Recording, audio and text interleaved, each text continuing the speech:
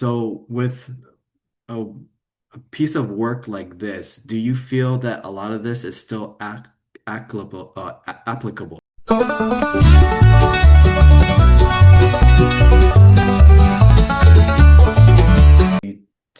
Okay, three, two, one. Hi, welcome to the International English Cafe. I am your host, Tan, and it is Friday evening in the Western Hemisphere, Saturday morning in the Eastern Hemisphere. Today's topic is U.S. themes, Self-Reliance by Ralph Waldo Emerson. Self-Reliance is an essay written by Ralph Waldo Emerson back around the mid 1800s. So it deals with self-reliance and the importance of it, self-reliance and the individual, and self-reliance and society, right? So that's kind of like, I guess, a big overview of the breakdown of this essay. Um, so what we're going to do is we're going to have the members take turns read, I guess, a paragraph a piece. And because there's multiple paragraphs, um, you all get to take turns do it to read multiple times, or at least more chances to read multiple times. Um, so, does anybody have any questions before we officially get started with the reading? So, would anybody like to to start reading this first paragraph?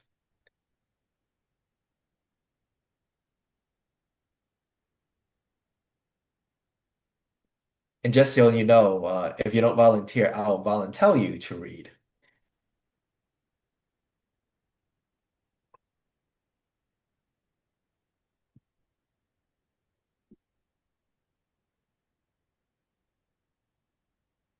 Let's see.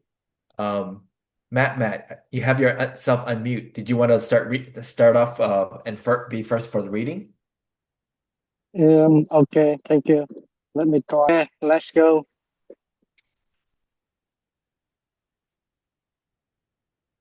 Okay, let me chat with you a little bit. Okay, I read other day.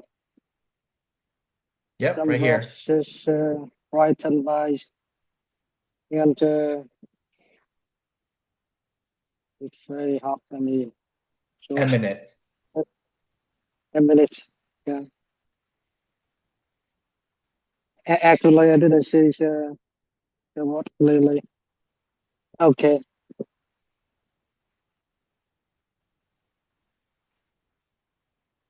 I think my class is not appropriate in my eyes. Okay, and minute, eminent, banter, which were original and not conventional. The star always is and admonition is said lies. Let the subject be what it may. The sentiment they instill is of more value than any thought they may contain. To believe your own thought, to believe that what is true for you in your private thought is true for all men. That is a genius. Um, Speak your latent conversation, and it shall be the universal sense for the immerse in the term becomes the almost and our first thought is rendered it back to us by the trumpet of the last judgment. family as the voice of the mind is to it the highest merit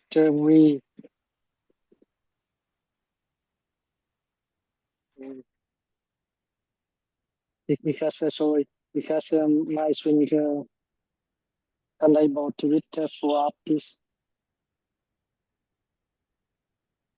Okay, can we stop? There you go. And yeah, it's just my able. I could not read longer. My eyes is heavy. Yeah, Okay. So like yeah. Thank you. all right, so like you stop right there, right? Okay. Could someone else read I guess the or finish off the rest of this first paragraph? Okay, Cedric, go ahead. It starts off at familiar. Yep. Ah, thanks, Mr. Tang. Familiar as the voice of the mind is to each the highest merit we ascribe to Moses, Plato, and Milton is that they set at naught books and traditions, and spoke not what men, but what they taught. A man should learn to detect and watch that gleam of light which flashes across his mind, and from within, more than the lustre of the firmament of bards and sages. Yet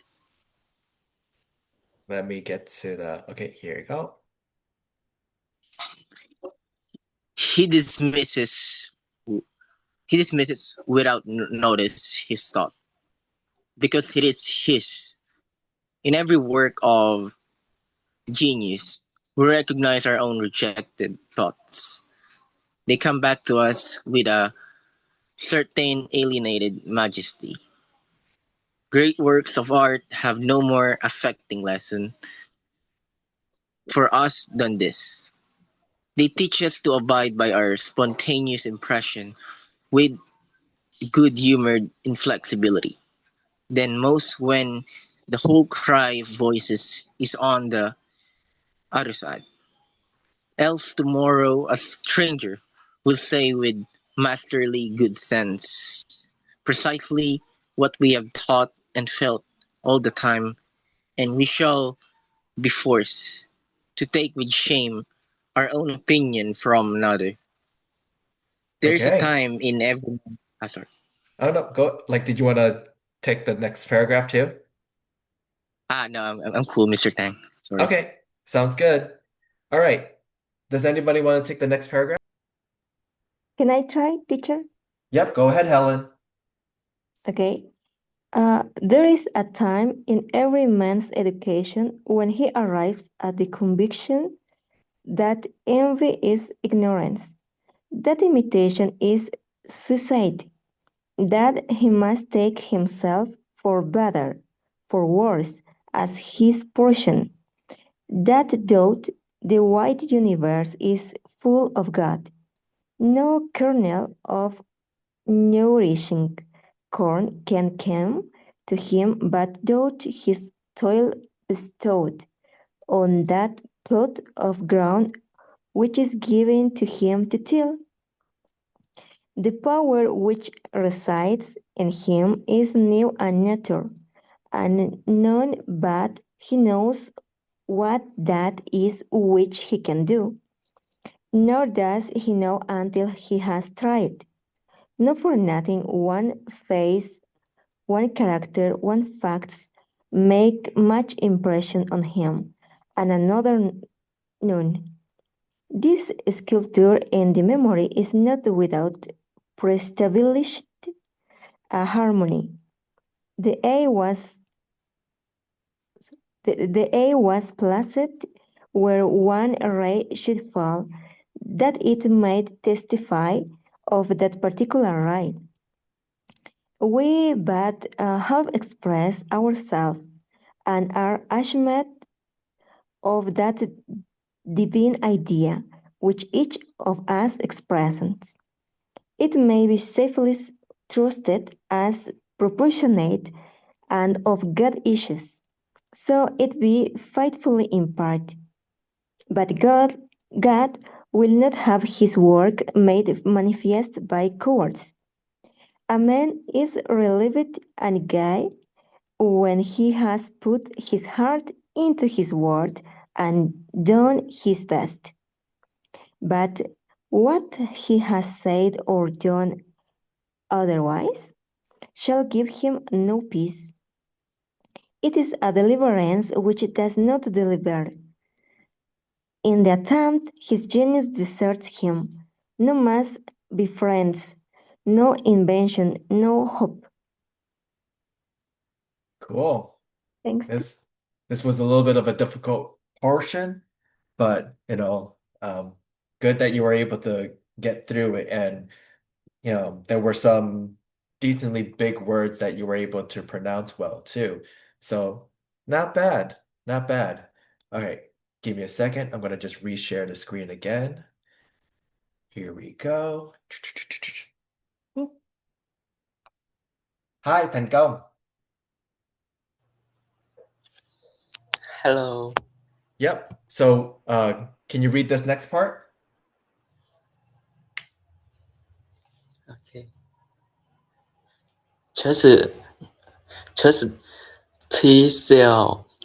Every here we reaches to the Asian string except the place the Devon Providence has found for you the society or you contemporaries, the connection or even great men have always done so and confided themselves childlike to the gun Genius. Jews or Genius. Jews genius or their age betraying the perception that the absolutely trustworthy was such as their hard working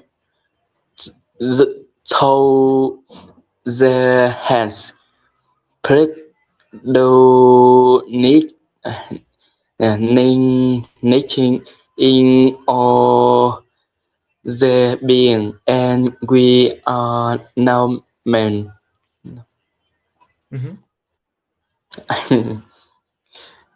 And must accept in the heights my the next transcendent destiny and not minors and inwardly in a pouches corner not coerced feels in before a revolution but guilt reading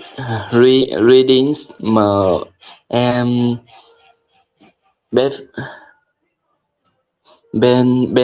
benefit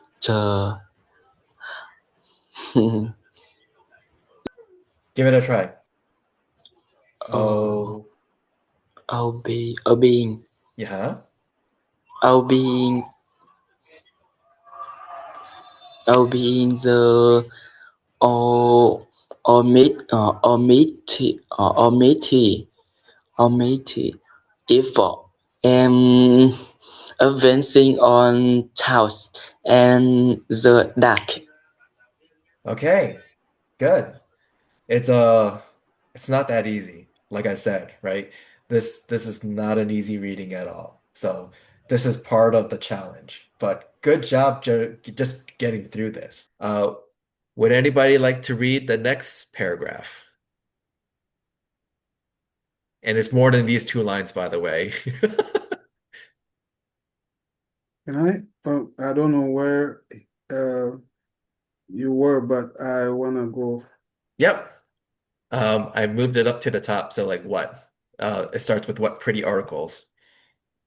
What pretty oracles nature yields us on this text in the face and behavior of children, babes, and even brutes.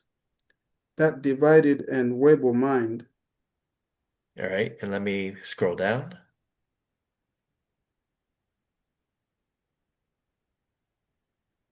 Okay, okay, that's good. Rebel mind, that distrust of a sentiment because our arithmetic has computed the strength and means opposed to our purpose. These have not.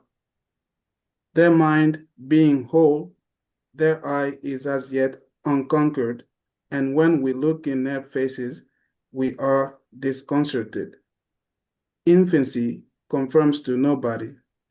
All conform to it, so that one babe commonly makes 4 or 5 out of the adults who prattle and play to it. So God has armed youth and puberty and manhood no less with its own piquancy and charm, and made it inviolable and gracious, and its claims not to be put by, if it will stand by itself. Do not think the youth has no force because he cannot speak to you and me. Hark, in the next room, his voice is sufficiently clear and emphatic. It seems he knows how to speak to his contemporaries. Bashful or bold, then he will know how to make us seniors. Seniors very unnecessary. Let's see. Would anybody like to go next that hasn't read? Hey, Bella, could you read this next portion? Yes. I don't know. The nonchalant surprise who are served on dinner and good disdain as much as a lot to do or say out to conciliate one is a healthy attitude of human nature. A voice is in the parlor, once the piece is in the playhouse. Independent, irresponsible, looking out from his corner on such people and faces that pass by. He tries and sentences them on their merits in the sweet, summary ways of boys, as good, bad, interesting, silly, innocent, troublesome. He cumbers himself never about consequence, about interest. He gives an independent, genuine, I don't know this word, verdict. Genuine verdict. Yep. Genuine. Yeah. You must curse him, he does not curse you. But the man is, as it were, clapped into there by his consciousness. As soon as he has once acted or spoken with eclat, he is a committed person. What by sympathies are the heart trees of hundreds whose affection must now enter into his account. There is no letter for this, or thus he could pass again into his neutrality. Who can thus avoid our pledges and having observed again from the same unaffected and by eight was unbribable, unaffrighted innocence must always be formidable. He would utter opinions on all passing affairs, which being seen to be not private, but necessarily would sink like dust into the air of men. and put them in fair. Good. All right. So for the next paragraph, let's see. Last person. Juan Franco, are you there? Yes, yes, yes. Okay. Okay, reading this part. Yep. Okay, these hard voice which we heard solitude, Yep. but the crowd find an inaudible as we enter into the world. Society everywhere is in conspiracy against Yep. the manhood of every one of these members. Society is a joint stock company in which the members agree for the better securing of each spread to each shareholder to surrender the liberty and the culture of the eater. The virtue in most requests is conformity. Self-reliance is its aversion. It loves no realities and creators, but names and customs. Good. Okay. So that should be everybody that had at least read once. Um, just to kind of pause things for a little bit, right? Um, like I said, this is not easy reading. This is pretty difficult. So, how do you guys think so far? Do you think it's pretty okay? Were there any words that you got tripped up by? It seems like there's some words that might be new to some of you. So, if there is like, just start saying it out and then we can pause and kind of go over it for a little bit. Okay, I have tried before coming here to read Yep. a little, but I think it's a little bit tough to be like I- I'm not familiar with a lot of words in this book. Yep. That's I totally tried and understandable. I went to Yoglist to look up a lot of words, like to see native speakers pronounce these words. Uh-huh. Yeah, that's what I was doing before coming here. So yeah, just to let you guys know, right? This is how they wrote in the late 1800s or like the mid 1800s. Hi HN, welcome to the call.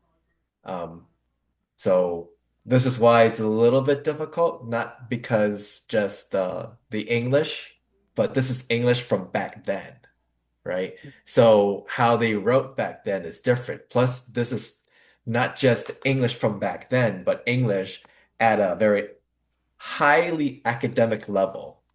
Ralph Waldo Emerson was what would be close to Harvard or around that area, right? So it was very highly intellectual, very highly educated. This is kind of like the way they spoke, or not just spoke, but like the way they wrote, right? Um, you notice that a lot of it is not direct kind of like communication. A lot of it's indirect communication, a lot of literary devices. So especially tons of metaphors. That's what you'll find out in here a lot, right? So some of it won't be things that you can look up in a dictionary to know. So earlier with Juan Franco mentioning about no kernel, with nourishing corn or that aspect of it, yeah, that's definitely an example of a metaphor, right? Um, but so far, you guys are doing not too bad. It's difficult, right? Because there's a lot of things that are quite new, but you'll start to see, right? Just from a good portion of this. This is, let's see, we're only like maybe 8 paragraph-ish in, right? So a lot of this so far should be talking about self-reliance and the importance of self-reliance, right? Once we get through like I guess another round of reading, and then it'll be like around almost paragraph 20-ish. That's when we start to see a little bit more about um, the other aspects of self-reliance. I don't know how long the reading will take. Maybe this is too long. So if we read at least the first part of it, then like we can at least get the idea of the importance of self-reliance. We can delve into the rest of this later, I guess, because it's not that easy overall. But let's see. Does anybody want to do the next portion? Oh, okay, let me try again. Okay, let me see. Give me a second. This is quite a bit longer. Are you okay with that? Yep. Whoso would be a man must be a non-conformist. He who would gather immortal bombs must not be hindered by the name of goodness, but must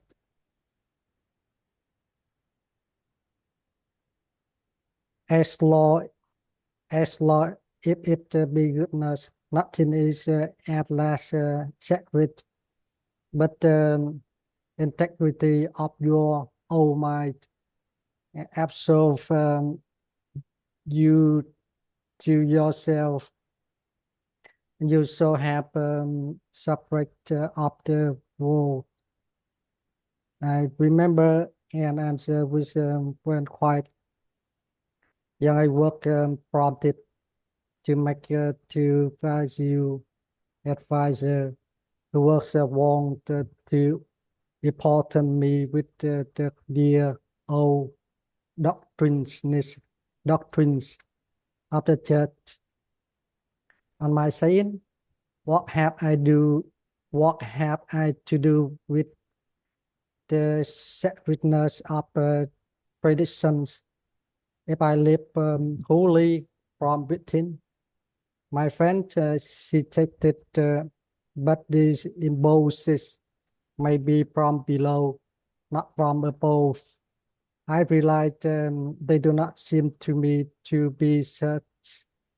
But if I am the devil's child, I will live then from the devil.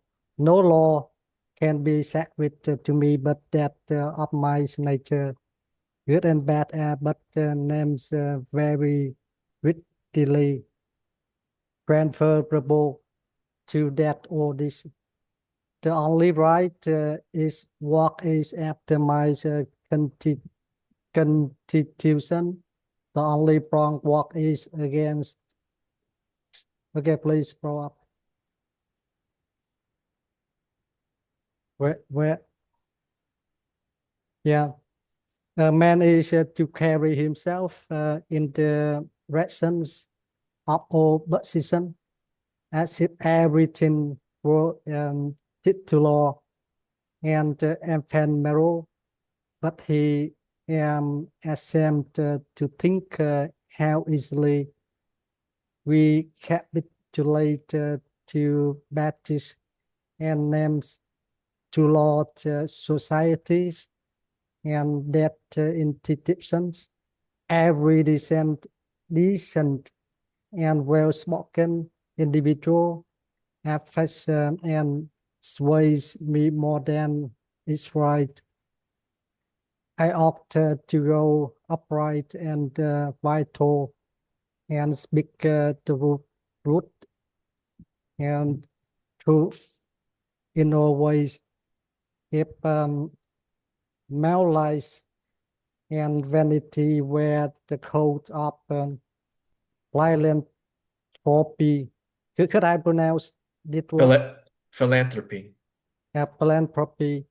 So that best if an angry bigot assumes this bountiful cause of abolition and comes to me with his last news from Barbados, why I should I not say to him, your love by infant love, but he would chopper be good natured and modest, had that grace, and never varnish your heart uncharitable ambition with this incredible tenderness for black folk 1,000 miles up. Could you please grow up?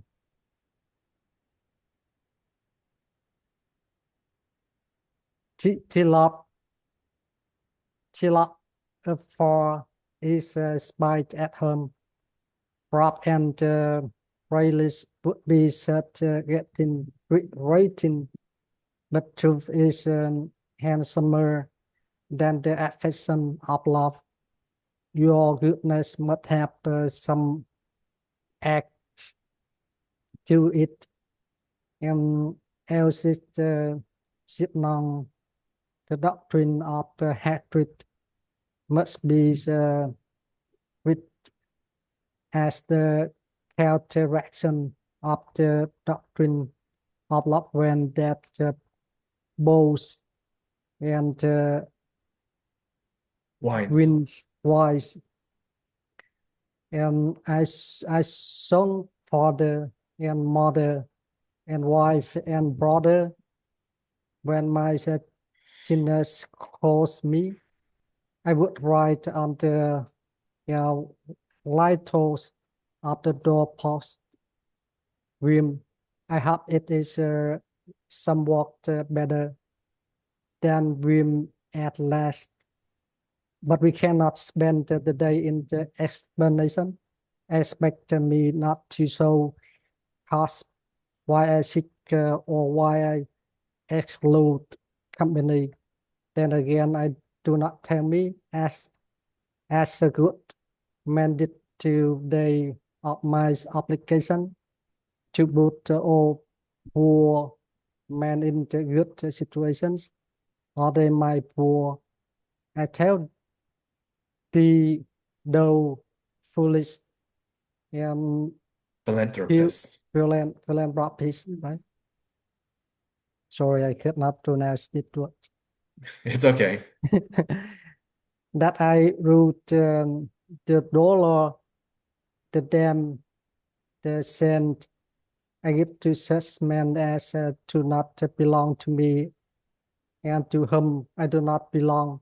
There is a class of persons to whom by all spiritual and affinity and both and so for them I will go to prison if need be. But your miscellaneous popular charities, the education at the college of fools, the building of million houses to the van and to which many now stand arms to socks and the thousand-fold relief societies thought I though I sorry. Cool. Yeah, I'm finished. Oop. Though I confess. Though I confess which I sometimes Succumb. succumb and give the dollar. It is a wicked dollar, which by and by I so have the manhood to with. So yeah, that was a rather long paragraph. Yeah, thank you. That paragraph was like over a page long. But you get pretty well with the reading for the most part. There was lots of interesting words and phrases along the way. Even with this whole idea of like alms to sot or alms to sots, right? Yeah, That's not something you would commonly see, right? So this is kind of like this is like you're giving charity or you're giving in a sense you're giving money to drunkards or fools. Basically, you're giving away things that you worked hard for to those that are kind of like on the low end society that aren't really doing much. So this kind of is interesting because this is sort of where part of this idea of self-reliance, um, he's still talking about the importance of it, but you'll start to see that he's going to relate that with individuals and society, right? So why is self-reliance important? Important, right? And then, you know, what is the relationship with self-reliance and the individual? And then self-reliance with society, right? So in this case, this is like either towards the individual or society where um, one member of society is helping another member or another person or member of society, right? So um, certain interesting things to think about. Okay, so let's see. Would anybody like to read the next? Okay, Cedric, go ahead. Uh, virtues are in the. Can anyone hear me? Yep, we can hear you. Virtues are in the popular estimate, rather the exception than the rule. There is the man and his virtues. Men do what is called a good action, a sum of courage or charity, much as they would pay a fine in expiation of daily non-appearance on parade. Their works are done as an apology or extenuation of their living in the world. As invalid and the insane pay a high board. Their virtues are penances. I do not wish to expiate, but to live. My life is for itself and not for a spectacle. I much prefer that it should be of a lower strain, so it be genuine and equal, than that it should be glittering and unsteady. I wish it to be sound and sweet, and not to need diet and bleeding. I ask primary evidence that you're a man, and refuse this appeal bleeding sorry, appeal from the man to his actions. I know that for myself it makes no difference from the man whether I do or forbear those actions which are reckoned excellent. I cannot consent to pay for a privilege where I have intrinsic rights, few and mean as my gifts may be. I actually am, and do not need for my own assurance or the assurance of my fellows any secondary testimony. Good. Um, so a little bit of a um, so we had like expiation or to expiate, right?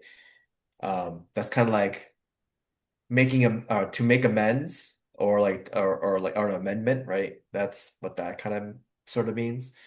Or like kind of like an atonement, right? Um, Instead of invalids, it's invalids. So these are like the sick or the injured or the disease. Like so these are people that are ill that you would these are like in a sense patients at a hospital, right? They're invalids. They're sick people.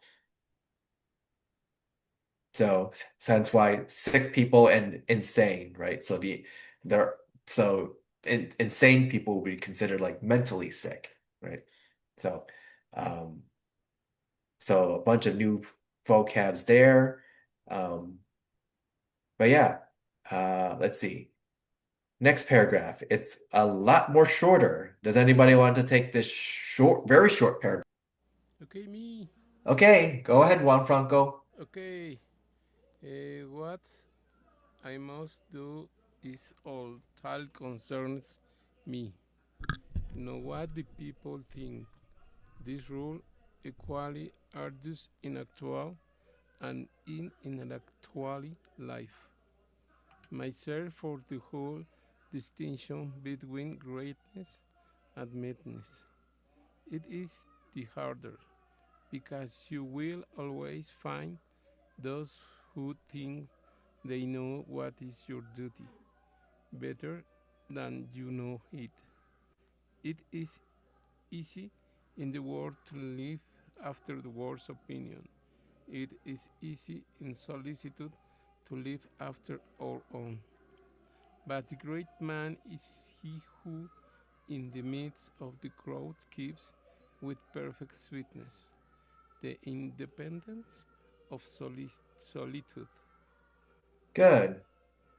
Right. So like this is where you'll start to see in sometimes people kind of get into your business, right? Or I mean, this is kind of like one way of interpreting it, such that like they'll tell you is like, oh, you should be doing this, you should be doing that. Like they know better than you what you should be doing, right? Hence the whole idea of like they know what your duty better than you know it, kind of idea. So like I said, this is like we're starting to delve in from the importance of self-reliance towards now um the you know how you're relating self-reliance with the individual and with society. Um, so let's see. Uh, Next part. Would anybody like to read this? The objection to conforming to usages that have become dead to you is that it scatters your force. It loses your time and blurs the impression of your character. If you maintain a dead church, contribute to a dead Bible society, vote with a great party, either for the government or against it, spread your table like base housekeepers. Under all these screens, I have difficulty to detect the precise man you are. And of course, so much force is withdrawn from your proper life. But do your work, and I shall know you. Do your work, and you shall reinforce yourself. A man must consider what a blind man's buff is this game of conformity. If I know your sect, I anticipate your argument. I hear a preacher announce for his text and topic the expediency of one of the institutions of his church. Do I not know beforehand that not possibly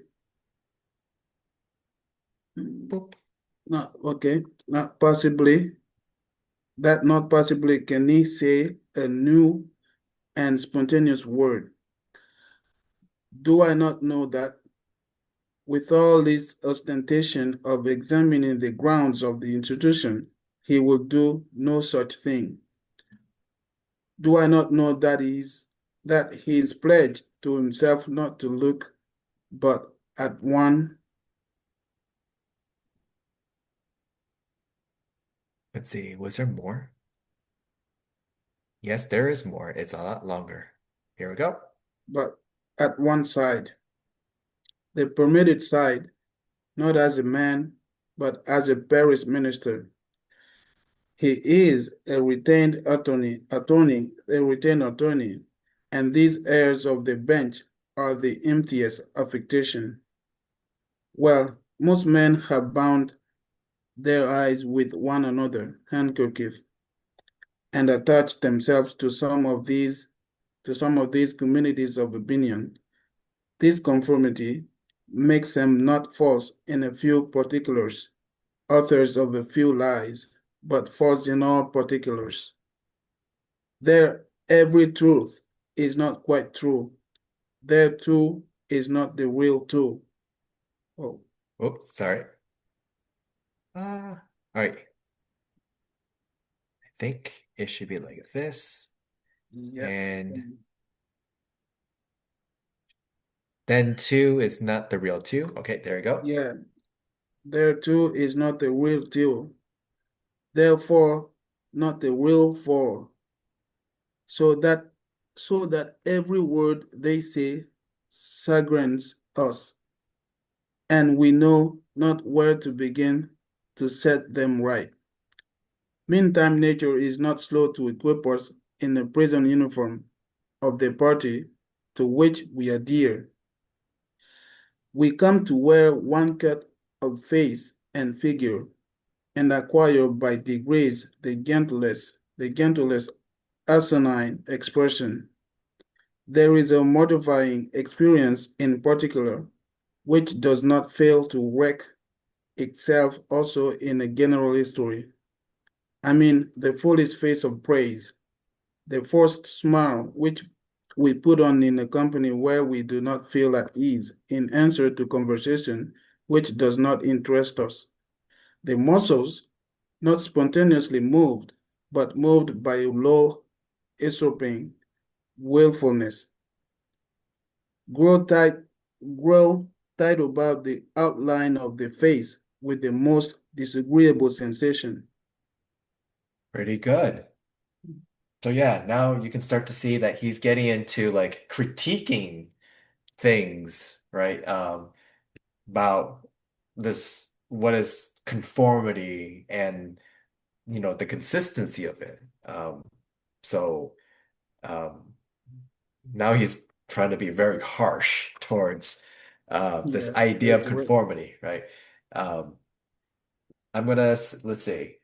Um, there is quite a bit of reading to do, but ideally, let's see, about 4 more paragraphs, and I think we should stop there because the stuff afterwards will then go into individualism in society, and then um, and kind of like it gets to the end portions where it's like living, you know, self-reliantly or like, just with self-reliance, right?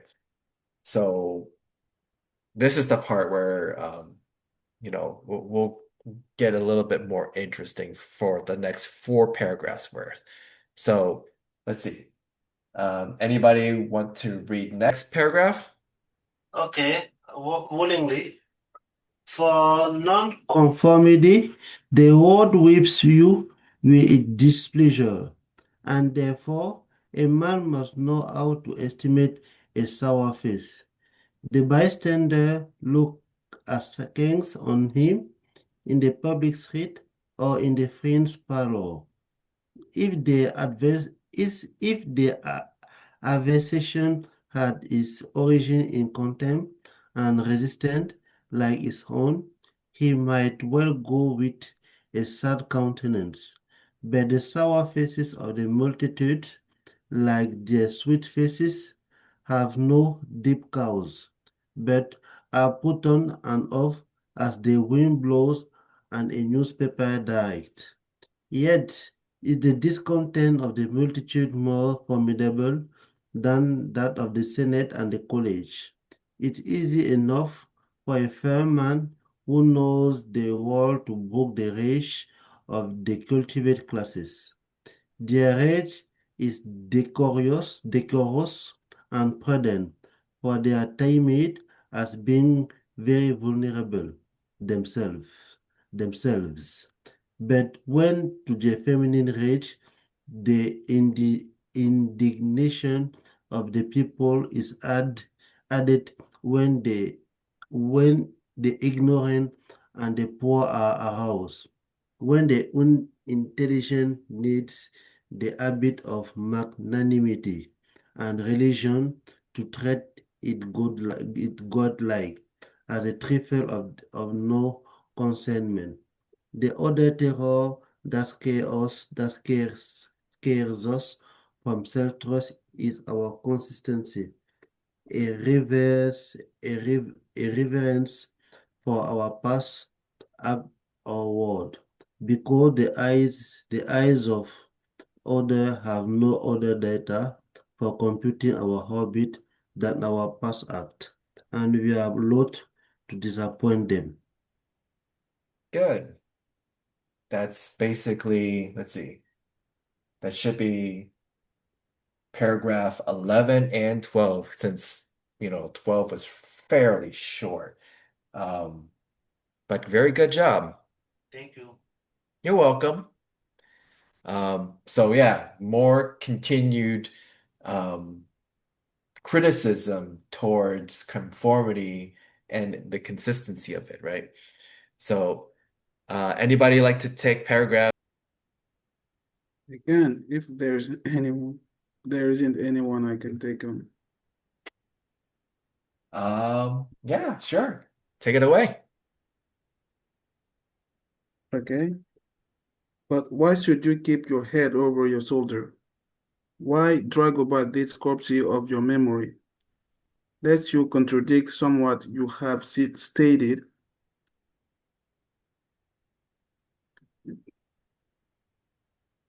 You have stated in this or that public place. Suppose you should contradict yourself. What then? It seems to be a rule of wisdom never to rely on your own memory alone, on your memory alone, scarcely even in acts of pure memory, but to bring the past for judgment into the thousand-eyed present, and live ever in a new day. In your metaphysics, you have denied personality to the deity, right? Deity. Deity. Okay, deity. Okay. Yet, when the devout motions of the soul come, yield to them heart and life, though they should clothe God with shape and color. Leave your theory as Joseph, his coat, his coat in the hand of the harlot and flee. Hi, Nazmul. Welcome to the call. Oh, Hello, sir. How are you? I'm they're fine. not responding. Yeah. Police consistency is the hemoglobin of little minds, arrowed by the little statesmen and philosophers and divines. With consistency, a great soul has simply nothing to do. He may as well concern himself with his sorrow and woe. Speak what you think now in hard words, and tomorrow speak what tomorrow think in hard words again, though it contradict everything you said today. So you shall be sure to be misunderstood. It is so bad then to be misunderstood. Pythagoras also misunderstood, and Socrates and Jesus and Luther and Copernicus and Galileo and Newton, and every pure and wise spirit that ever took place. To be great is to be misunderstood. So Okay. yeah, All I right. think And then we I'll should take we should start today, not next day or another day. I think this paragraph is focusing on this point. Oh, you're trying to assess what this paragraph is talking about? We can delve into that a little bit afterwards. Let me get this last paragraph in, and then this will be the end of all the reading. So, for the last paragraph, right? I suppose no man can violate his nature. All the sallies of his will are rounded in by the law of his being, as the inequities or inequalities of Andes and Himalaya are insignificant in the curve of the sphere. Nor does it matter how you gauge and try him. A character is like an acoustic or acrostic or Alexandrian stanza. Read it forward, backward, or across, and it still spells the same thing. In this pleasing, contrite wood life which God allows me, let me record day by day my honest thought without prospect or retrospect, and I cannot doubt it will be found symmetrical, though I may it not and see it not. My book shall smell of pines and resound with the hum of insects. The swallow over my window shall interweave that thread of straw he carries in his bill into my web also. We pass for what we are. Character teaches above our wills. Men imagine that they can communicate their virtue or vice only by overt actions and do not see that virtue or vice emit a breath every moment. All right, so we'll just end the reading right there because, like I said, this is kind of long. And we only got through like 7 pages worth of it. Wait, is this really that long? I thought this would see. Dupe.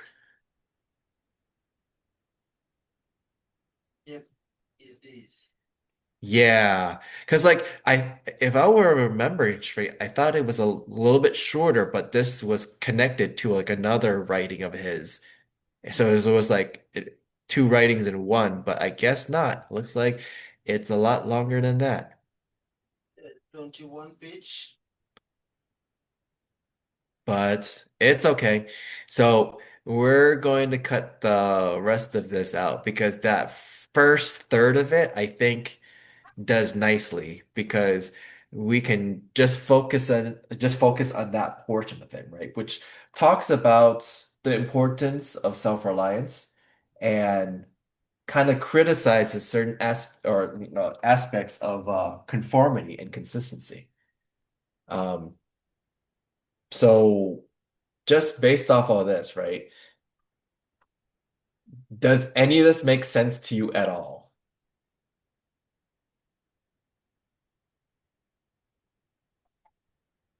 And it's okay if it doesn't.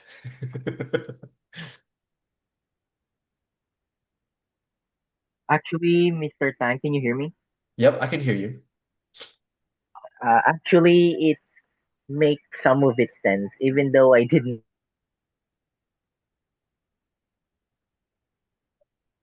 Oh, he froze, but then like not actually quite understand what it says in the story.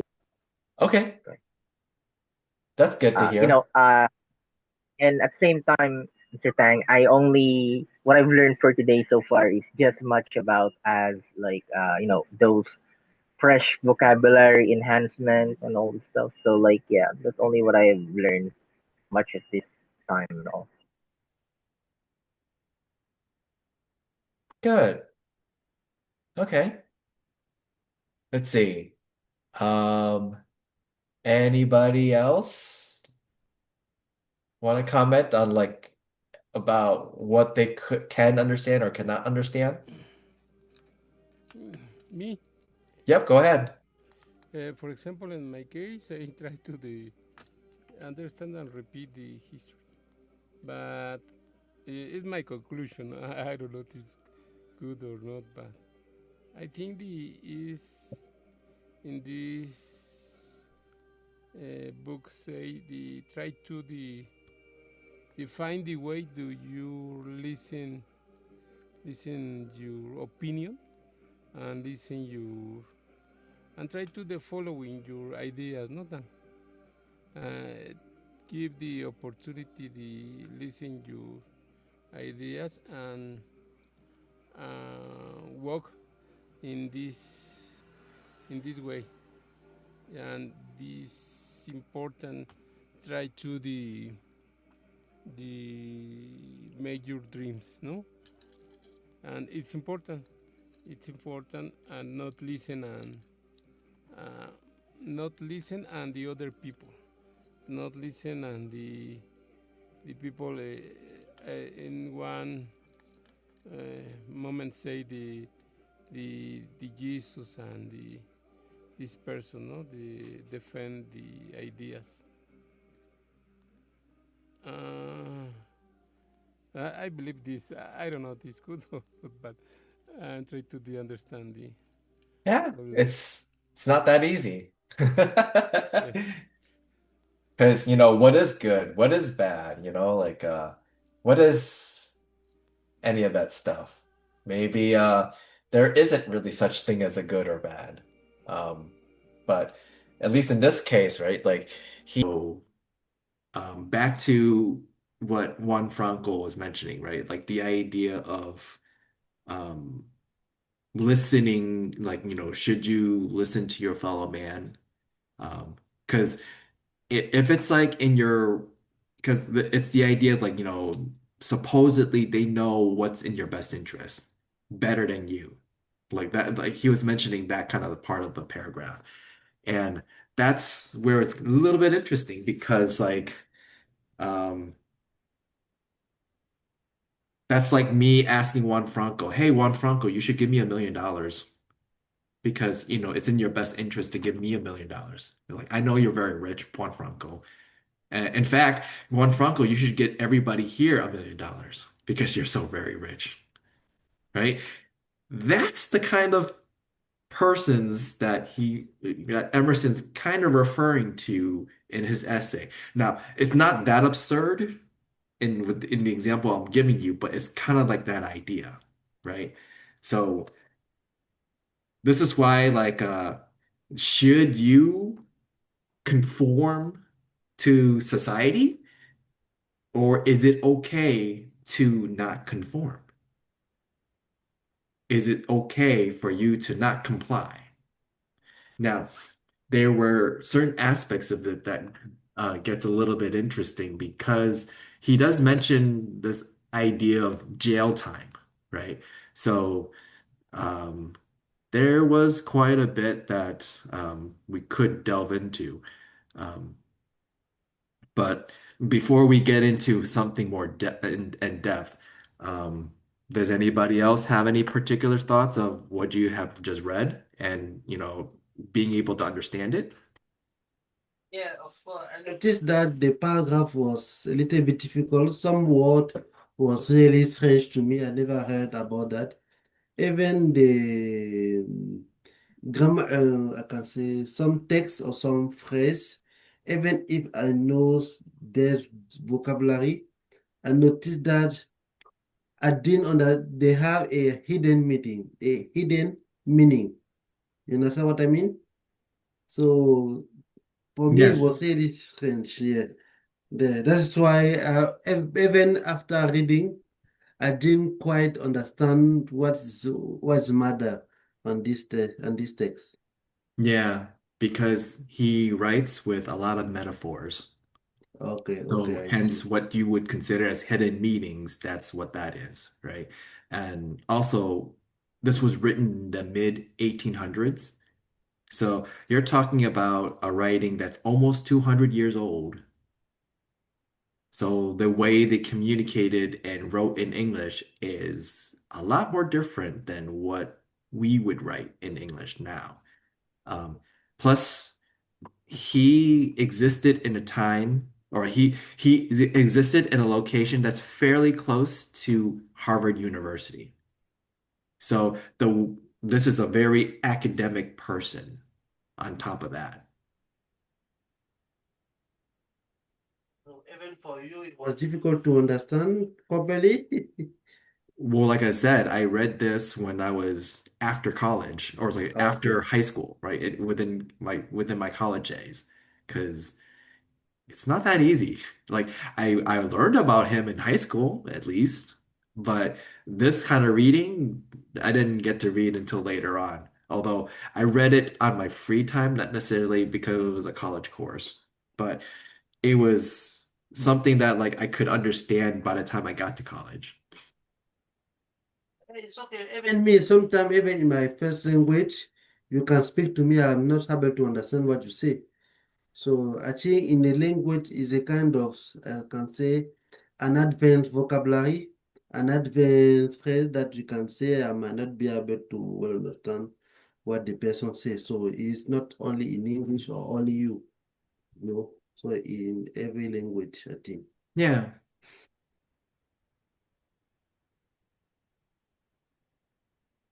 But yeah, like a lot of the concepts here, right? So Yeah. it's like he's a transcendentalist. This might not make any sense or anything like this, but this was like a movement back in like the 1820s to forward, right? And there's like certain ideas of like inherent goodness in people and nature, right? Um, there's kind of like corruptions in society, um, or like or society and its institution like corrupts the purity of the individual. Um, so he pushes this idea of to try to be non-conforming, right? To be self-reliant, and independent. Because if you follow the crowd, and let's say the whole crowd jumps off a cliff, are you going to jump off with them? Not really. Right? But that's the thing though, because it's like maybe there is a reason to jump off the cliff. Maybe there isn't no reason to jump off the cliff. And that's what society is just doing, right? And maybe you want to follow society, or maybe not, right? Um, there are certain things that is understandable why society works the way it does, but sometimes is it really in your best interest? But at the same time, it's like, can you really live without society? So these are very philosophical questions to think about, uh, to kind of delve into. And this is why this is not a very easy subject at all, which is understandable. Like, if there's certain things that you don't understand, it's fine. It's good stuff that we can talk about and try to delve into. And maybe whatever you do know, you can talk about it, right? And things of that nature. Because, this idea of like whether you should conform. Um, there was another person, Henry David Thoreau, who was kind of like under Emerson's wings, sort of, right? He took it a little bit farther than what Emerson wrote with Self-Reliance, right? Such that I think Thoreau actually went to jail for some of the things that he did. So it's kind of insane. Like, he lived in Walden's Pond. So like Emerson had a little bit of property, if I remember correctly, and Thoreau actually just lived off the land by himself, like a hermit. So it's like very devoid of society at that point. Um, he had some interesting writings afterwards. I don't remember what his particular writing was, um, but a lot of his work was influenced by Emerson. Here in relationship, you know a little bit about history. History. Well, that's part of what we had to learn in high school, or at least for this one course for my language arts studies. Um, Have you learned about other country like Latin America, Africa, or South Asia, something like that? Or just your education was just focused on USA, Europe? for me, like, because I live in the US, it's mainly focused on the US. Oh, yeah, I see. Yeah. So Yes. if you're talking about like language arts, right? Like a lot of it would be, how do you write an essay? How do you do this? How do you do that? And then eventually you go into like American themes in or like themes in American literature. You delve into certain aspects of communication. You start to learn about certain authors. Langston Hughes, Maya Angelou, right? People like that. Or you can go into like Walt Whitman.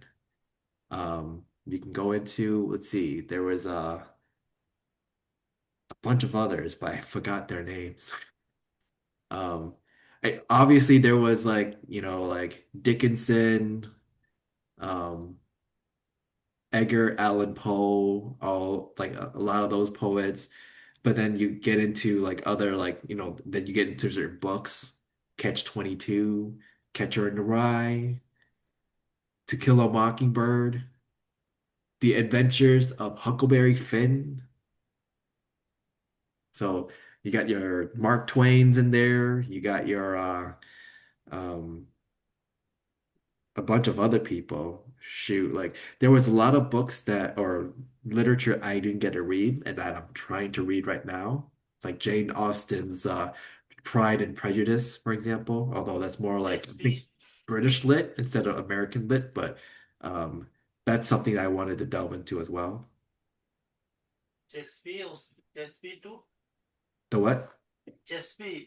You don't know Shakespeare? Oh, you mean The Great Gatsby? Yeah. Yes. I remember not having read that, but like I have an electronic version of that book somewhere for me to read. Okay, I see, I see. That means you are not really a bookworm like me.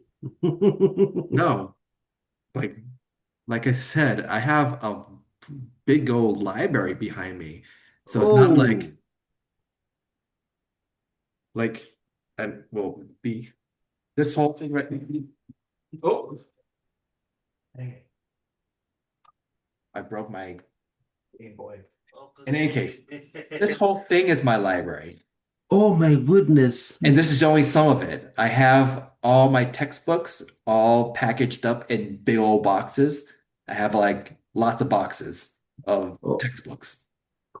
oh yeah. Oh So wow. so it's not like I'm not a literary, I don't have time, and there's lots of literature books to read. Okay, I see. I see. So, like I said, um, Don Quixote, Oh. Sense and Sensibility, Jane Austen, Well, Thomas Hobbes with the Leviathan, oh yeah. It's okay, it's okay, it's X-22. okay. It's okay, it's okay, Like, it's okay. Uh, a bunch of books. Yeah. like it's no joke. I have a lot of books that I'm trying to get through. Like, and it's just that I don't have all the time in the world, but at least I got the book. And that's the important part because I can then delve into reading it once Yeah, you at know, any time you can read it. yes. So, um, that's what that is. Looks like I gotta fix this later. To Sad. celebrate your happy birthday today or what? No, it's a Lego version of a Game Boy. So it's not broken. I just need to put the Legos back together to make it look like a Game Boy. Okay. Yeah. Okay. So see? But it's like Legos. Oh. So I just need You to just put the Legos back together. That's all it is. I used to play this kind of video, this kind of thing. Yeah. Yeah, I used to play that when I was younger. Yeah, like Tetris, yeah. But in any case, all right, so that's quite a bit of a tangent. All right, so um let's let me share screen again and I'll get back to the reading stuff, right? And from there we'll delve into um this, right? So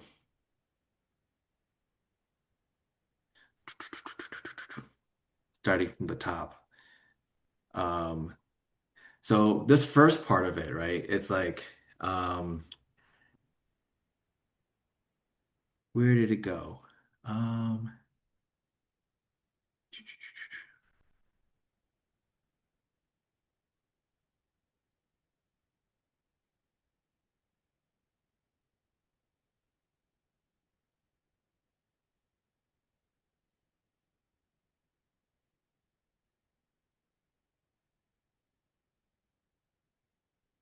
So the idea of trumpets of the last judgment, like trumpets is kind of like a fanfare. Do do do do. Like that's kind of like how you can imagine that. Um, but let's see. Where did it go? Flash plot. Bard sage without thought. Oh, here you go. In every work of genius, we recognize our own rejected thoughts. Um, so this is he's he's trying to urge people to trust in themselves, right? You don't have to have validation from society or from others. You can validate yourself, right? You can trust in your own self. Um, Otherwise, to just copy others, right? This is where he mentioned imitation is suicide, right? Down here. That imitation is suicide. Like, this is like meaning that to copy someone else, that's, you know, like it's bad. You must accept yourself, right? You're an individual. There's something about you that makes you different than everybody else. That's why you are you. You're not someone else, nor is someone else you. So to try to copy someone else is, in a sense, you're not being you anymore. You're trying to be someone else. Where are you now? You see? It's that kind of thinking, if that helps a little bit.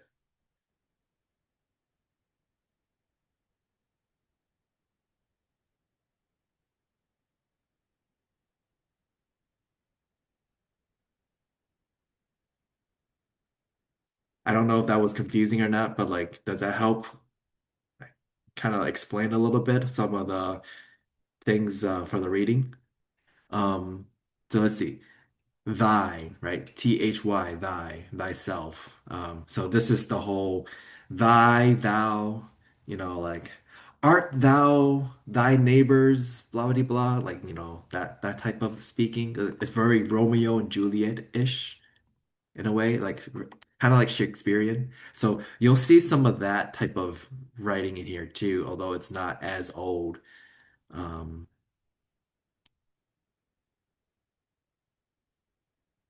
but let's see. Um,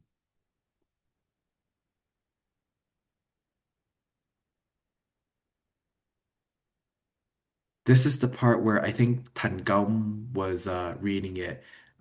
He had a little bit of trouble, but at least he was able to push through because he had certain word trouble with saying words like let's see, iron string, divine providence, um, confided, genius,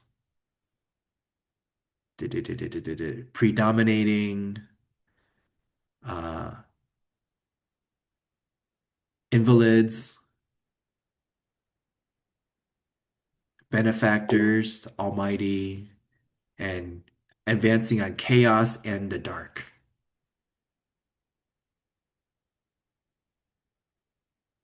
Right? So this is where at this point he's um, trying to push forth the importance of nonconformity, right? And pushing people to trust in them. So with a, a piece of work like this, do you feel that a lot of this is still applicable? Mr. Tang, what was the question again? Sorry. The question is like, with a piece of writing like this, do you think a lot of this is still applicable till today or applicable? For me, sorry.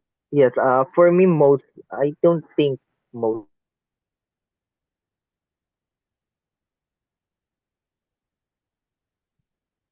because I've seen in some different literacies that I've seen it because we have limitation in all the stuff. I think that's my opinion. Yeah, there's seems to be some limitations, right? That's an interesting way to think about it. Cool.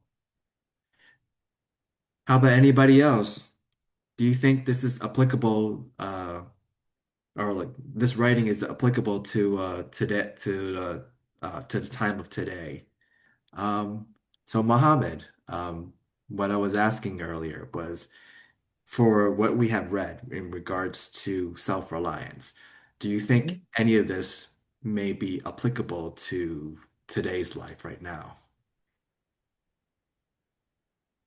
Yes and no. Yes, because you cannot live your life in other people's opinion. You have to do what's best for you, right? And no, because we live in a world where people like to judge others. Everything you do, you will find someone who will say something, uh, or who will criticize you. So if you say you're gonna live by like looking at every word that people say to you about your behavior or the way you do things, you're not gonna like you're not gonna be at ease when you are with people. So you have to live your life and do what you think is best for you, but not like not do or not harm other people. You know, you have to act in your best interest and paying attention to others' uh safeness. Well, how do can I say this? But you have to respect others. Yeah. Yeah, but I think it's applicable in a way that doesn't harm others, right? That's So that's an interesting point that you brought out there, especially because we live in the age of the internet. So yeah, information spreads a lot more faster than back in those days. yes, definitely. That's an interesting point. Okay, Yes. let's see. Um, hey Ichigo, are you still there? Yeah, I was there. I'm here. I was just to the washroom. Sorry if I didn't answer. Nope, no Yeah, worries. Don't worry about it. Um, okay. I'm not trying to be harsh on you, just that you know, just wondering if you're still there. Just slowly trying to get through and see like what everybody's thoughts are. Okay, so um, to you, with regards with the reading, although you came late and only read like the one of the paragraphs, um, I don't know if you read some of this beforehand, but do you think some of this may be applicable? The idea of nonconformity and being reliant on yourself. Do you think a lot of that is applicable to this day? Being reliable on yourself, I think everyone does that. So even if sometimes depending on the context, you might be frustrated. For example, me, where if I have to make a speech, I might not be relying on myself because I know that I have some difficulties to speak in public. So as a result for that, I would like to avoid this kind of state, this kind of situation. Hmm. Yeah. So, but I think maybe in the near future, I have to rely on myself I have to rely on my experience and my knowledge, maybe. Yeah. Well, sometimes like it's nice to have a little help, right? But I think in this case, what it's referring to is to be able to trust in yourself, um, to know what you need to do for yourself or things related to yourself, rather than having someone tell you who you are or what you are or what you should do or things of that nature. Sometimes when someone does that, it's good, it encourage you to go forward, you know? Yeah. Yeah. I say sometimes it depends. but not sometimes it's good to be independent, whatever the situation. Yeah. Yeah. So for those, especially if you joined last weekend's meeting and maybe um, the meeting before that. So like basically the two meetings in April or before this, right? If you had joined either one of those, we did talk about ideas of individualism versus collectivism, right? Those kind of ideas. So you can kind of see in this type of writing, this spells more towards the ideas of the individual over the collective, right? That the individual is more important. Like you can start to see the certain themes of that where the individual would be more considered more important. Um, a lot of it is, you know, you'll have to understand that this is during a time when taxes became a thing, right? So there's this idea in the US of like there's nothing truer than death and taxes. I think that's what the line was, or something to that effect, right? Like so um you have everybody's gonna die and everybody has to pay taxes, right? That's kind of like the two things. Uh, I know So some people don't like paying tax, you know. yeah, right? Taxing is a kind of scam, kind of scheme. And this is kind of like where some of this, you can this is where you can start to see some of the influences of that comes into play here, right? Like, he mentioned certain aspects of like, or not, he didn't mention it directly, but if you, from the reading, you can kind of see how there's this idea of government or certain aspects of society being corrupt, right? So are you going to go along with the corruption? Are you not going to go along with the corruption? Right? So, like, this is where certain aspects of individual versus the collective, you'll start to see, like, okay, sometimes it might be better to go one way, and sometimes it's better to go the other way. Or maybe there's a nice even keel between the two. Um, so when the collective is corrupt, is it in your best interest to stick with them and maybe get screwed over by their corruption? Or maybe you can benefit from their corruption. Who knows? Right? Of course. Right? Actually, it's depend is on where you are. Yeah. Because most of the time, if is an authoritarian regime, and if you decide to not follow the corruption, sometimes the government might kill you, you know. You understand what I mean? And for that reason, you are afraid and you have maybe a family to take care, you decide to follow the corruption. Yeah. So I think it's comprehensible even if it's not legal, you know, Yeah. not illegal. So I think yeah. So if you decide, for example, to not follow the corruption and to fight the system, and you are on top of that, you are alone, so you won't succeed. Yeah.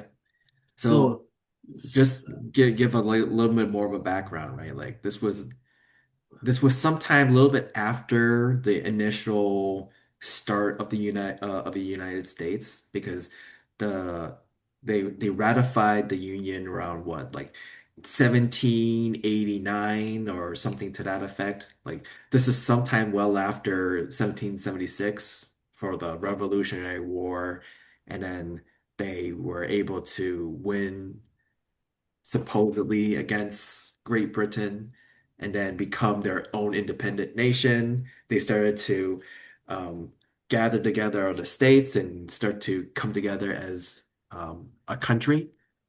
And they, at this time, had, in a sense, two. ideally two school of political thoughts, which you can start to see even till this day, it still carries through. You have those that um, think the federal power should be more important versus those that think the state power should be more important. Essentially, what's kind of how that goes, right? So even till this day, you'll start to see some similar ideals of political thought like that as well, right? And this is kind of like where um, a lot of things go. You can start to see some of these influences on even on these type of works. Um, so it's like you had people saying that you should conform so that society can run smoothly. Yeah, of course. But then, like, if it's not in your best interest, You can should confirm, yeah. you? Yeah, of course, you can Right? confirm. And This is this was during a time too where like because things were still starting to build up, like there was already a westward expansion. I'm pointing this way. Or actually I should be pointing this way because this is west, right? So there was already a westward expansion, right? So you had like people going towards like where Ohio is and then going west of that to the Louisiana Purchase, um, which is this big old land that's basically west of the Mississippi River, right? And then they kept on going until you get all the way towards California. There were certain parts of the land, or like this, that mhm, curves upwards because below that was Mexico. So it mm, included things like Texas, New Mexico, and Arizona, like those areas, going up even further into like Colorado, parts of Colorado, right? Um, so there was lots of land that there was disputes, which eventually the US was able to take over to incorporate into the United States. But so this is during a time when like if you wanted to not conform and perhaps even want to be alone, you just move west. Because like, at that point, you're going away a little bit farther away from government. So there wasn't really a lot of government intervention. mm. There was a good and bad to it because like if something bad happens to you, you had no help because they didn't have a lot of people out there at that time. They were starting to get people. Um, there was some semblance of law, so maybe some people did follow the law, but there was a time that's considered the quote unquote wild, wild west, if you ever heard of that term before. So that was a point in time when at this point Texas, New Mexico, Arizona was all incorporated to the United States and it was a little bit lawless over there. Oh yeah. So you would have a sheriff, but even then it might be useless because a gang of thieves or a gang of robbers could just shoot up the town, not care about the sheriff or even kill the sheriff and just run the town. Everybody had guns. Oh yeah. Even you have your own gun? No. Back then, we're talking like 1800s. This Ah, is okay, like okay. this is like basically almost 200 years ago, right? Okay, So yeah. you had to, right? Like you couldn't just live with the comforts of of a government being able to protect you because Yeah, they weren't that established yet, right? So so you can kind of see there's certain cases where like um, conforming with government could kind of help because then you had the protection of the government which will then help protect you against this chaos, right? Versus like the corruption of government and them screwing you over so that maybe it's might be better off if you just relied on yourself, right? So this is kind of like that weird, I'm doing the 6-7 thing, right? No, this is kind of like that weird balance of like To conform or to not conform? That is the question. Hamlet.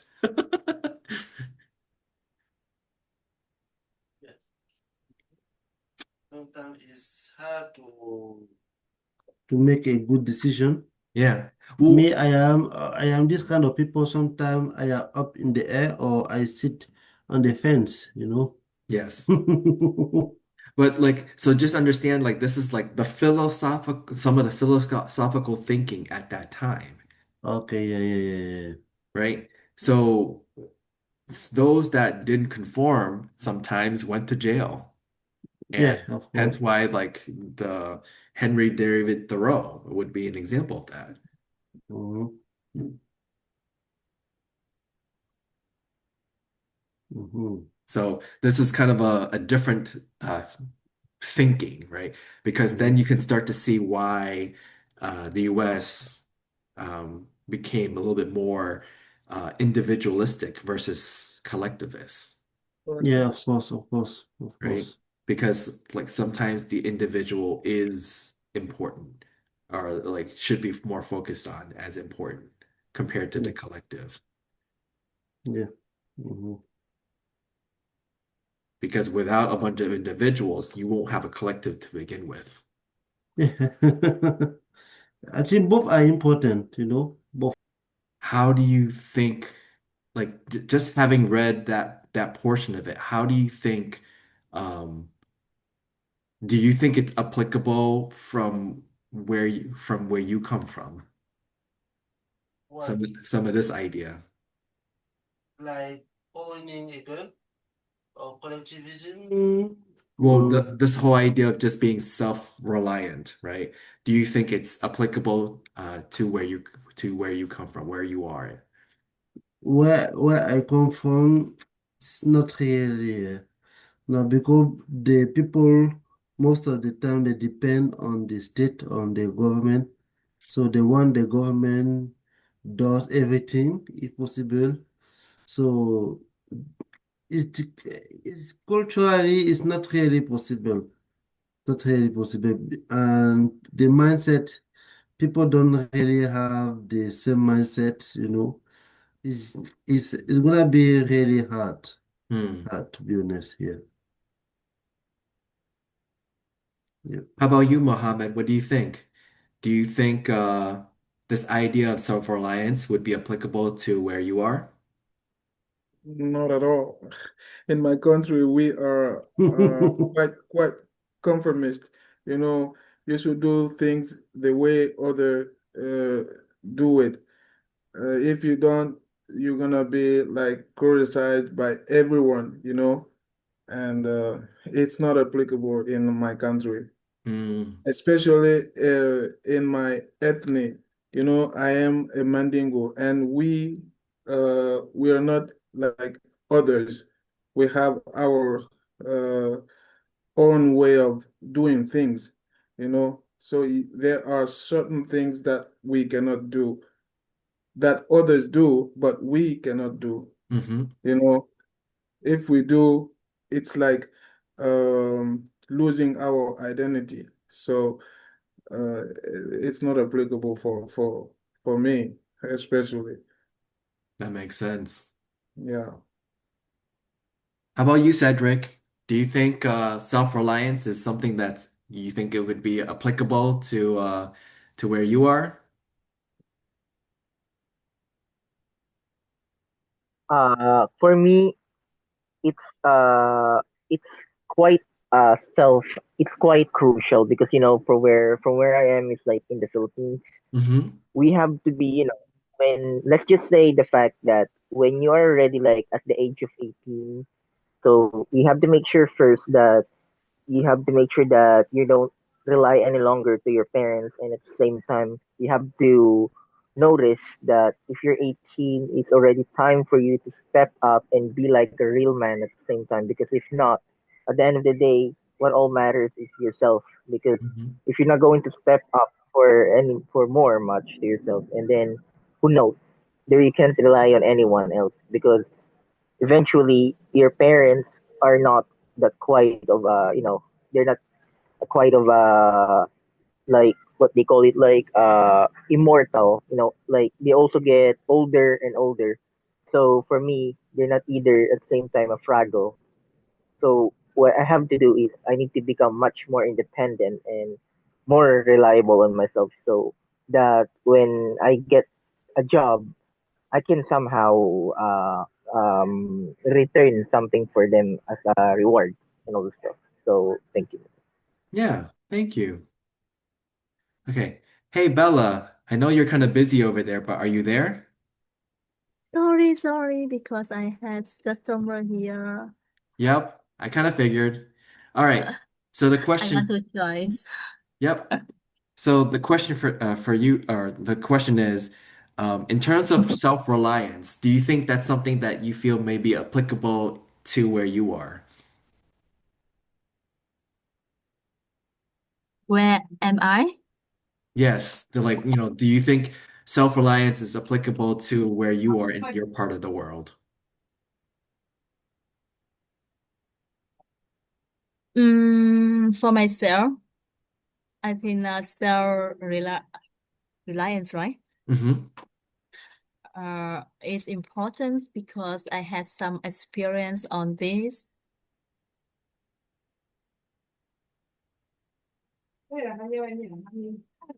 But can I answer some minutes later? I'm Because gonna I try to like end the meeting soon because like all right. we're basically finishing up. Yeah, because I want to join this meeting because I have something to say about self-reliance. Yep. Really? Because I just think about myself for the business as well as the English study. Mm. Mm, Maybe 2 or 3 years ago, is the time I want to come back with English. So I spend a lot of time for reviews and learning English while balancing work and family. And some people said, "Oh no, we are too late now, or you are too old to come back again or learn again," because I haven't used English for a long time. Yeah. I think that just if I trust myself and I keep going, so maybe it's not really successful, but I think I can improve day by day. Before it's difficult to talk to others, but now I feel free and easy to talk to others. Uh, Maybe we need some experience and some chance to practice. So that is I trust in myself. It's mean for self-reliance, right? And about the business one, everybody around me, even my mom, think that I cannot do anything relating to business because in the past I'm like a person do everything very carefully, slowly. But if you want to do business, you must be fast, quickly, or something. So they think that I cannot do. And my mom said that, okay, if you like, just do, but just for fun. Don't put a lot of effort or money in on that. Mm-hmm. But after a long, maybe 6 or 8 years already, I think I'm not successful, but I know I think I a bit suitable for doing business, but I'm not try to doing everything by myself. I learn from some proof. I learn from the internet. I do the fans page myself, Google Map and the website. Everything just maybe not professional, and I don't have any background on that. So maybe it's not totally perfect, but I think I think I can do. And so that's just try. So now maybe they even my mom have different think of me. So they she doesn't it's mean talk about that anymore. Yeah. I know something that when people uh think you cannot do this, cannot do that, and you think, oh, that maybe I can do, I cannot do. So it's affect a lot. So that's why, and nowadays my kids, I always say, no, you can do, but maybe you lazy or something. Not you cannot do. So just try so you can do. So encouragement from other is really important. and even and especially yourself, if you think that you can do it, so you can do. That's good. I mean, So like that for first me, part right there yeah, is yeah, trust thyself. yeah. Like So that that's self is mean myself, right? that Yourself, right? because this is the thy, thou type of thing. Thou art thy neighbors, whatever, like that kind of thing. Like so thy is like your, right? Yeah, Thee is you. Thou is like you in a I guess a direct object form, right? So um that's what all that means, right? Hi Kazuko, welcome to the call. Okay. and Hi all. I'm Yep. sorry for being late. Nope, no okay. worries. Um so yeah, we're past the reading portion of it and we're getting into just commenting on self-reliance. Um But yeah, but Bella, that's very good, right? So you're putting some good examples out there because there was parts I'm trying to find the part of it where oh wait, here you go. Um did I get it right? Something like um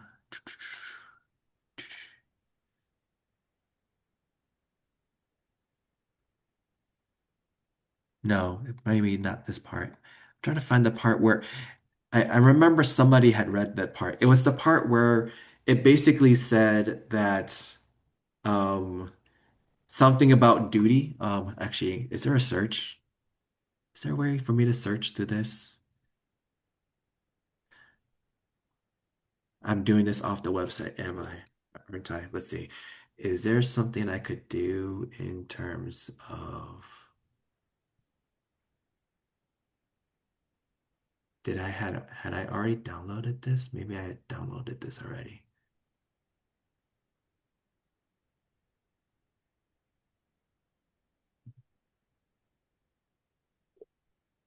Right? Something like this. And duty. Okay. It is harder because you will always find those who think they know what is your duty better than you know it. That part. So this is something that Bella was mentioning, right? They're like, "Oh, like, are you sure you can do this? Maybe you shouldn't do this," right? That's kind of like an example of what that would mean, Bella. And this is kind of like an example. This is what Emerson's saying that like you may come upon people that will think this. So instead of you relying on yourself there may be people that will just tell you what to do or tell you what they think is right for you, right? And instead of listening to them, Bella, you just did what you think is best for yourself. And that's an example of self-reliance. Good. Um, very good example. Okay. So, um, yeah, overall, Kazuko, one, did you get a chance to read this beforehand? Where? The, Okay. What yeah, I must? What I yeah. must? I think. What I must do? Well, so we already finished the reading part for earlier in the meeting, right? So Ah, yes. my question is like, did you get to read this at all before you jump into Uh, this reading? this book is very hard to read for Yes. me. And I just finished before join this class. Okay. Translate in Japanese. And so I agree with the part. No one can deny our own nature. Let's see. Deny? No one can deny their own nature. I'm sorry, I forgot what page. No worries. Let's see. Do. I think I understand what you're trying to say. I don't think it's worded that way, but it's somewhere in there. Um, So this is like a philosophy. Yes, this is much more philosophical compared to all the other readings. So this give you a background, right? Ralph Waldo Emerson is a transcendentalist.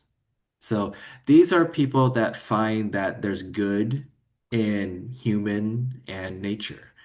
Um, the thing to them is that um, they feel that there's kind of like it's like where society slash government slash such institutions corrupts the purity of individual like of people, right?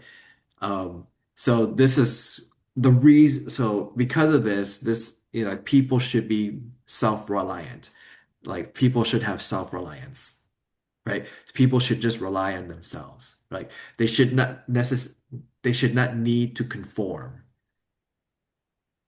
especially when conforming leads you to fall under or fall prey to corruption, which in a sense either it could benefit you or it could maybe not be beneficial to you, right? So it's kind of like this type of thing. Um, so this is kind of like why overall in this essay, it talks about self-reliance and how it is important. It talks about self-reliance versus compared to the individual, talks about self-reliance compared to the society. It criticizes certain things about conformity and consistency, right? Um, and just overall, just being able to trust your intuition, like really trusting yourself. So that that's a lot of what's in this writing. Um, it's kind of like think about it like if a group of people was to decide to just to jump off a cliff, would you jump off with them? Like that would be an example of a like if you think about it that way, right? Like if you guys are nearby a cliff and then everybody jumped off of it, would you jump off of the cliff with them? So in terms of No, oh, go ahead, Ichigo. no, I won't jump off the cliff. I wanna survive. I wanna live forever, if possible. I won't commit suicide. Yeah. So this is an example of like if you conform with the group, then if the whole group jumps off the cliff, you would jump off with them because you're conforming with the group. Versus if you don't conform with the group, then you just stay there and everybody just jumped off, right? And then you're just going to stand on the cliff by yourself. Like, this is an ex absurd thought, by the way, but that's kind of like an example of like conformity versus non-conformity. There's times when it's good to conform because it does help with your or with certain aspects of your survival, right? For example, you go into a grocery store to buy food, and there's a sign outside that says, no shoes, no shirt, no service, right? Meaning you have to at least have clothing on in order to go into the store to buy products from the store, right? So if you went into the store but you had no shoes on, but you had a shirt and shorts, and then you would walk into the store without shoes, they will kick you out. So in this case, it would make sense to conform because it's the kind of like this idea of like, would you walk into someone's house disrespecting their house? No, right? You would need to abide or at least conform to whatever rules that they have for their house because it's their house, it's not your house, right? So like in some aspect of conformity, you should, right? Versus other aspects of conformity where it's more absurd, maybe you don't want to, right? So this is why or this is where like you can start to see where when we talked about in our previous meetings last week and the week before, we mentioned certain things about individualism versus collectivism, right? So you can start to see how there's kind of a more of a slight push towards individualism in the US because you had these type of themes going on in in American literature. See, so this is kind of like where you can see some of the influences in it and how America came to be the way it is. So, just some stuff to put out there, but because so it looks like you did a good deal of the at least some of the reading, right? We only read one third of it because one third of it covers the importance of self-reliance and then talks about um, the conformity or self-reliance or the critiques of conformity and consistency, and then being able to trust in yourself, right? So that's the first third of the essay.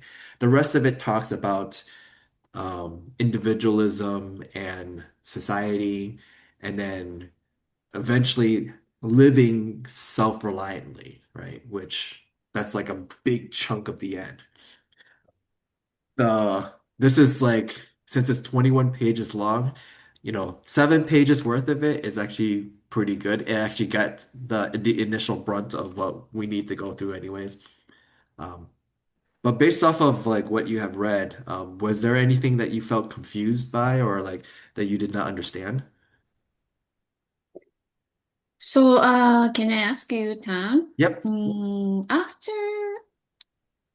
you read You said, these parts, what did you learn from this? For me, my favorite quote, I'm gonna scroll down to it. Um, I wanted to read this part, but then like Nazmul was on earlier, and then I was gonna be basically giving him a chance to get his reading in. Um, do do do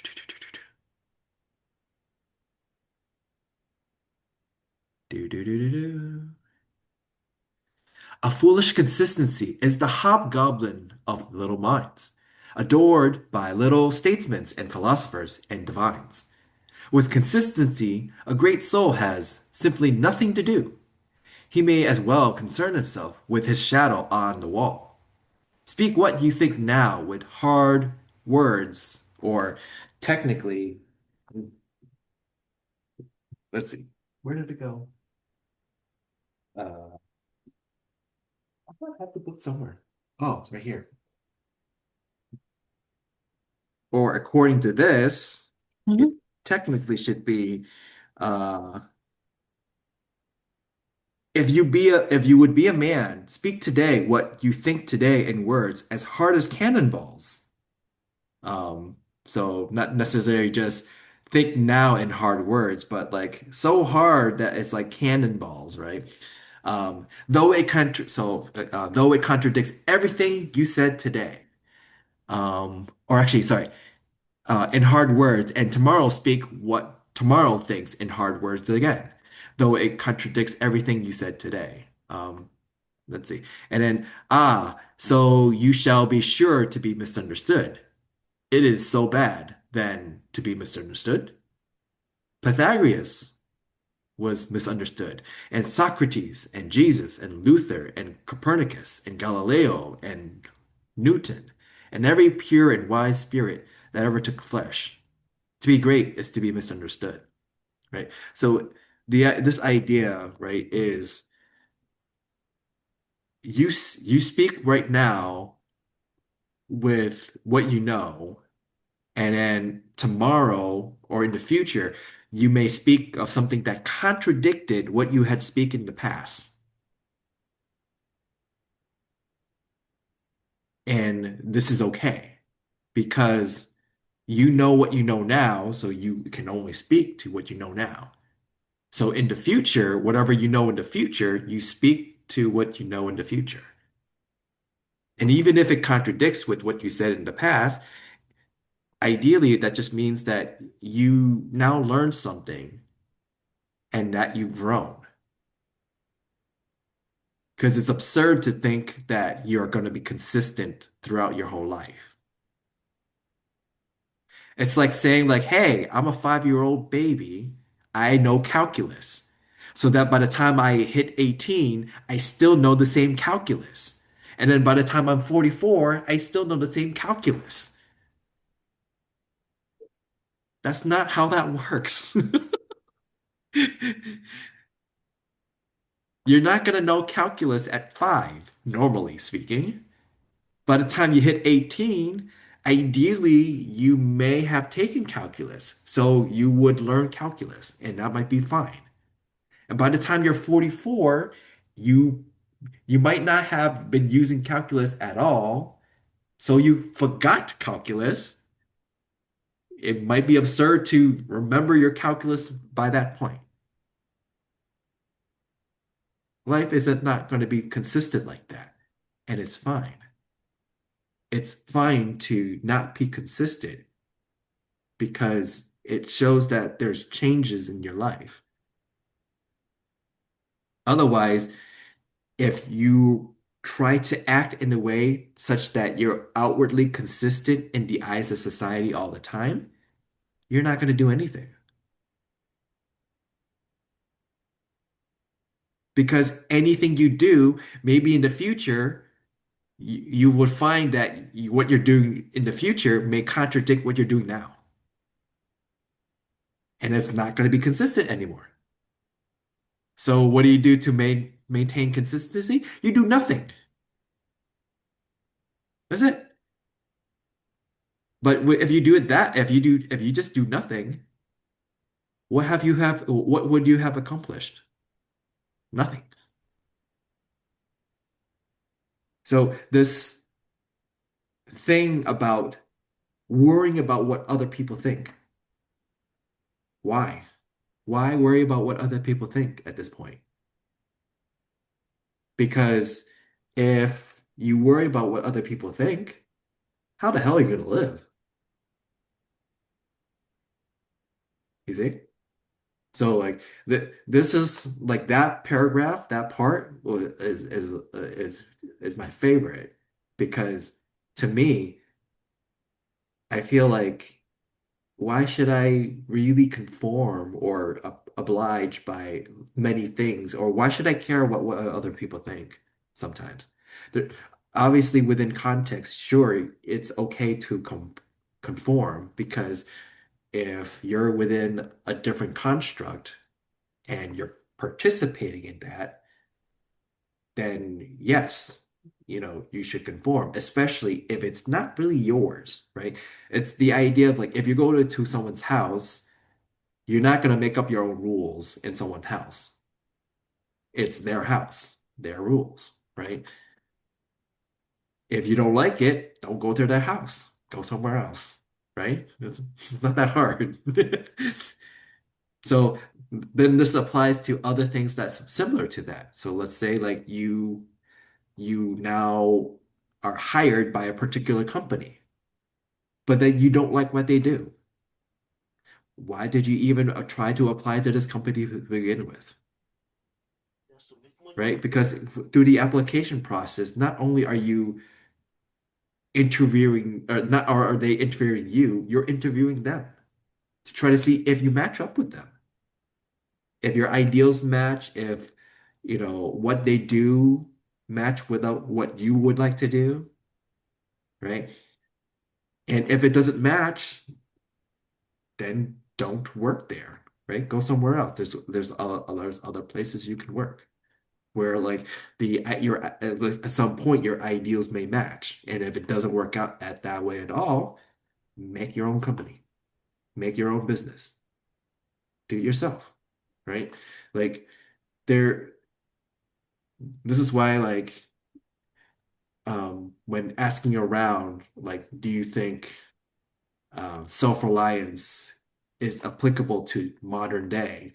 Some of the members answered, and you can see that in some cases, yes, in some cases, no, right? So this is like the same idea here, right? This is like basically piggybacking off of what the other members had mentioned to kind of give a little summary. So I'm doing a little callback. But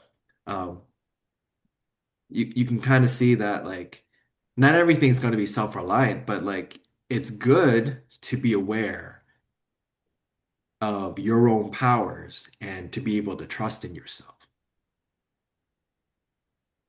So this is some of the ideas that's coming out of this writing.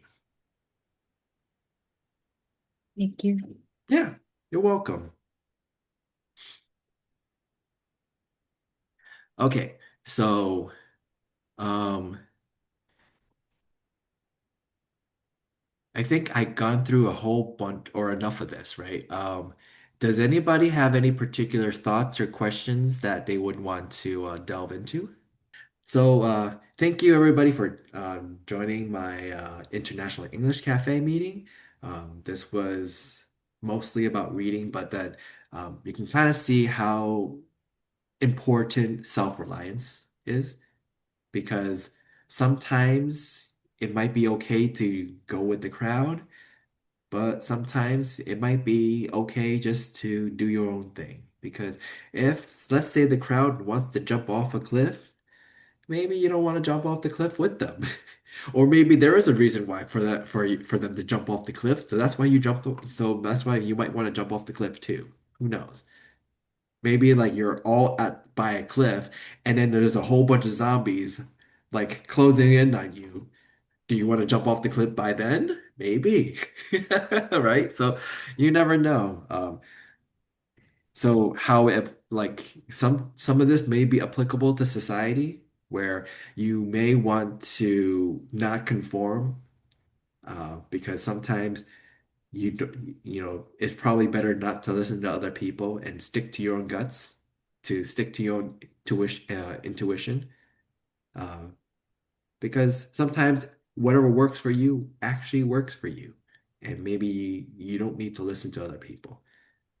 But then there's always that case where like maybe those that actually do know you well, you might want to listen to them because, they're looking out for you, right? And there's that sense of collectivism. So individualism versus collectivism, conformity versus non-conformity, right? These are very interesting philosophical opposites that you can delve into. But you won't see me until next month in May, because next meeting will be Professor Parnell's. But nonetheless, hopefully I'll come up with something for next month that will be pretty interesting. So until then, take care. Bye. Thank you. Thank you. Thank See you you, next week. Mr. Thank Tang. you. Yeah. Next month. See you next month. Bye bye. Thank you. Thank you. And click.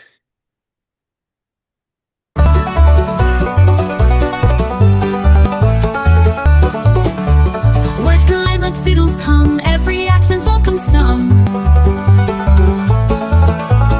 Round the table, dreams are shared, across the world and love is aired. At the International English Cafe, talk your troubles right away, sip your tea, let stories play. At the International English Cafe, we don't need no passport stamp, just a cozy quarter lamp. Face to face we find the way, in a little cafe day after day.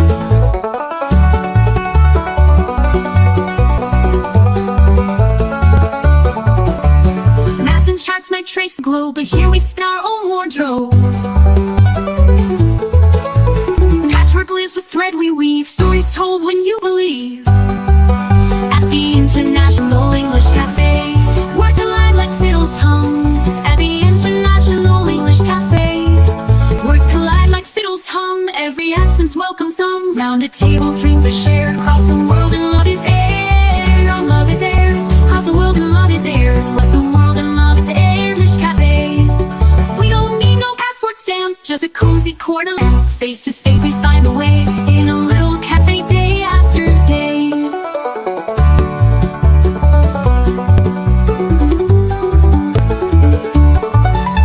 Maps and charts might trace the globe, but here we spin our own wardrobe.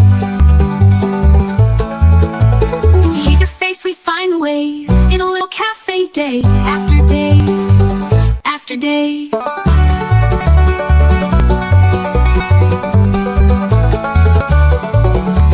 Maps and charts might trace the globe, but here we spin our own wardrobe. But here we spin our own wardrobe.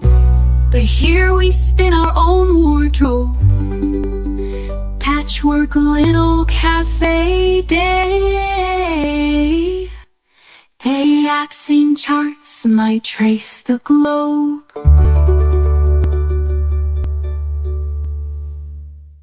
We don't need no passport stamp, just a cozy corner lamp. Face to face we find the way in a little cafe day after day.